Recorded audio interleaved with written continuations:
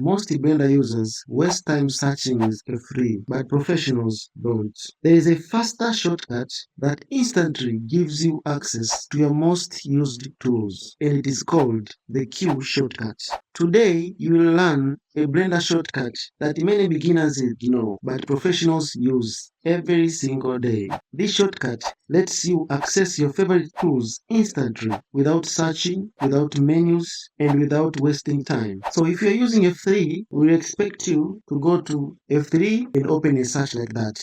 So if you want to use a loop tool, you will type loop tool, there you will see. And if you want to use a bevel, you will type bevel, just like that. As you can see, this takes a lot of time because I search for the tool manually. This works, but it slows down your workflow. Now, there is a faster method. You press Q on your keyboard, then it opens your favorite tools that you use. For me, I use extrude and loop cut most of the time. That's why you see it on my favorite tools. So you press Q, and then it pop out. The Q menu contains your most used tools, the one that you use almost all the time. When you open a Blender, you will touch it. So instead of searching every time, you access them instantly by just pressing Q. To add a tool, you go to the tool. For example, this is a move tool. You right click on it. You see here, it tells you add to quick favorites. You click like this, it's added already. When you go and press Q, you see the move tool has been added. So instead of searching, I'll go directly and press Q. There it is. Beginners use F3 repeatedly. Professionals build a Q menu tailored to their workflow. This is what makes their speed significantly higher. The Q shortcut is not just a feature, it is a workflow system that reduces friction in Blender. If you are still relying on F3 for everything, you are working harder than you need to. Start building your Q menu today, and your speed in Blender will change completely. Now watch your workflow improve from the very next project. Subscribe for more tips like this. See you in the next video.